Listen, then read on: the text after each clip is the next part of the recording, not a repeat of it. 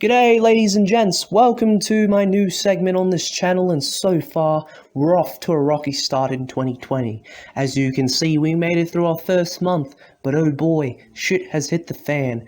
And what I mean by that, I mean Australia has been to hell back and forth due to recent fires spreading across the lands.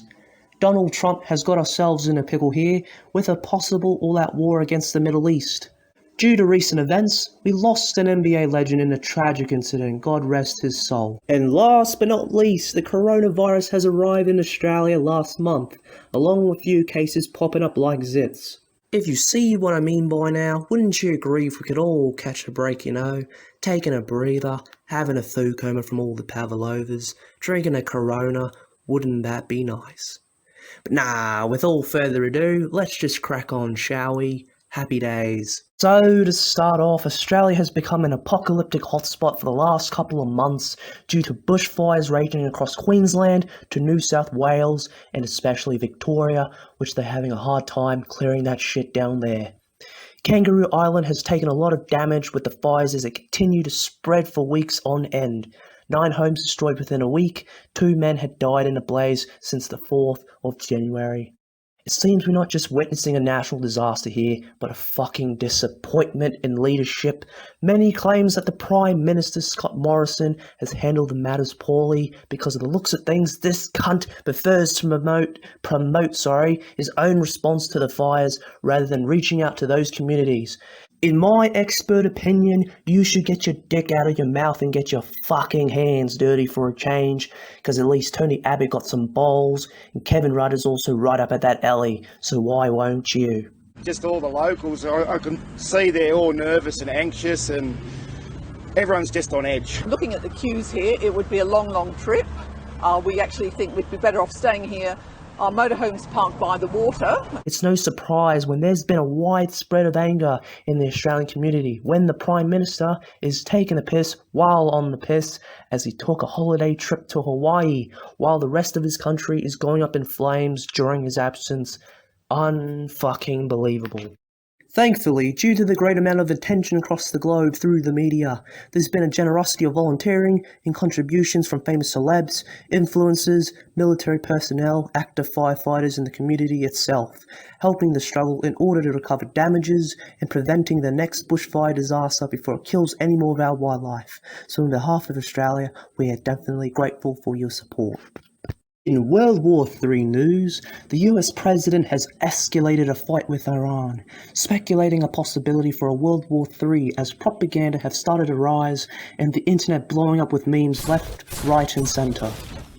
After the US government withdrew from the nuclear agreement with Iran in May 2018, Trump is now in the midst of an aggressive conflict with the Middle East. Moving on to recent events, the blood on Trump's hands have weighed upon him by reaching a point of no return when the assassination of an important Iranian intelligence commander, Major General Qasem Soleimani, was killed in a drone attack authorized by Trump himself on the 3rd of January 2020. As a high-ranking military officer in Iran, Soleimani was considered an important diplomatic figure. His death, along with several other officers, took place when an MQ-9 Reaper drone fired missiles at a convoy leaving the airport in Baghdad. Since then, on the 8th of January, Iran launched their missiles on air bases housing US forces in Iraq, in retaliation for the death of their top general. According to Trump, no one was hurt by the attack, which was bullshit, as we had confirmation last week, stating 100 US troops all suffered similar brain injuries from the attack. I believe it's time to bring back Obama since the impeachment ain't gonna throw an Oompa Loompa out of the White House. In tragic basketball news, the world was in mourning when LA Lakers legend Kobe Bryant, along with his 13-year-old daughter Gianna and 7 other passengers, died due to a helicopter crash. Investigations continue as the pilot was given permission by the company he was hired for to fly Mr. Kobe through that foggy weather, but little do they know, the pilot wasn't authorized to fly. Well, didn't have the legal authority to navigate with his instruments because the aircraft owner did not have the necessary federal certification, as this was a private helicopter that needs clearance to fly by the approval of a federal government. The crash site was in close proximity to a mountain bike trail near Calabasas, California, showing no clear signs or evidence of serious engine failure. Friends and loved ones are grieving for Kobe and his daughter. TV presenters Jimmy Fallon, Jimmy Kimmel, Kobe's basketball team, including his former colleague Shaquille O'Neal, all given their emotional tribute to the NBA legend as his death affected many fans across Los Angeles to the fans across the globe. Murals and tributes are made everywhere to pay the respects to Kobe, which we all know be sadly missed. If you thought the bushfires were the only problem, think again, as the coronavirus from China has hit the country with cases making headlines throughout the media.